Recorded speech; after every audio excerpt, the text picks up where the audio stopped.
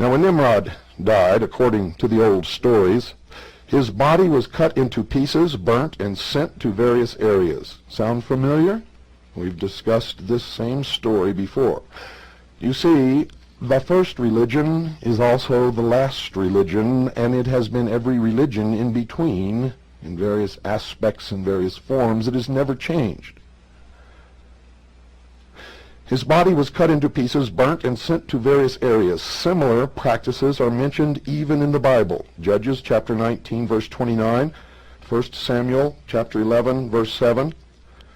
And following his death, which was greatly mourned by the people of Babylon, his wife Semiramis claimed he was now the sun god, S-U-N, sun god. Later, when she gave birth to a son, she claimed that her son, spelled S-O-N, Tammuz by name, was their hero Nimrod, reborn. And this, again, has been played out throughout the mysteries and throughout every religion throughout the history of the world. Now, don't misunderstand me, ladies and gentlemen. I am by no means casting any slant or dispersion on any religion that any of you may be practicing. And I'm making no suggestions that you should not be a part of whatever religion you belong to. I'm merely delivering a message of the truth to you all.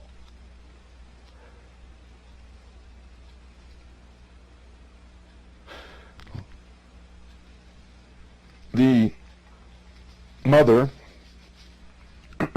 excuse me, the mother of Tammuz had probably heard the prophecy of the coming Messiah to be born of a woman, for this truth was known from the earliest times, and you can check Genesis chapter 3, verse 15.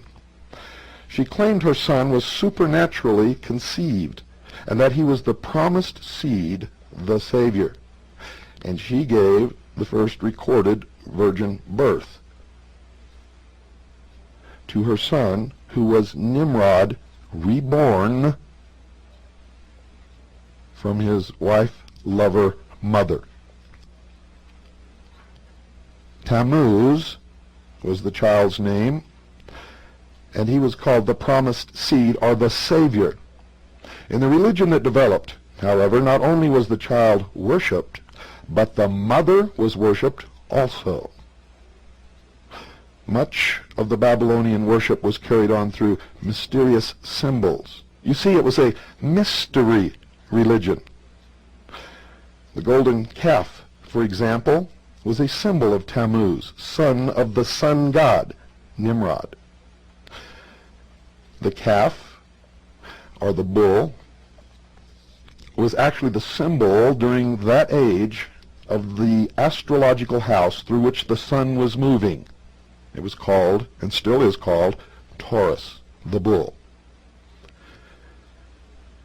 Later, when the sun moved out of the house of Taurus and into the house of Capricorn,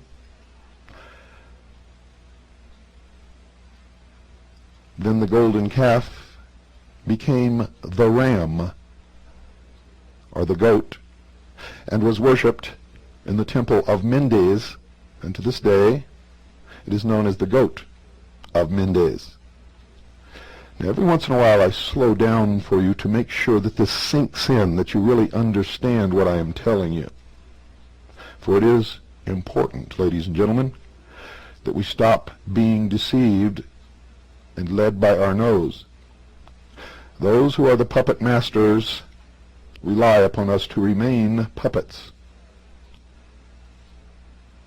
It is my intention to bring you out of the toy box and into the real world.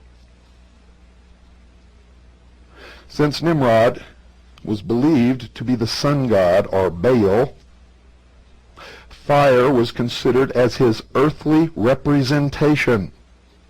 Fire was considered as his earthly representation. Thus, as you shall see, folks, candles and ritual fires were lighted in his honor, and the priesthood was known as the philosophers of fire. They had a habit of burning their enemies, and they still do that today. In other forms, Nimrod was symbolized by sun images, by fish, by trees, by pillars or obelisks, and animals. For you see, if he was the sun god, he was the source of all life on this earth. He was the source of all warmth. He was the source of all energy. He was the generative force, and his symbol was the phallus, or the obelisk. One was erected by our forefathers in Washington, D.C.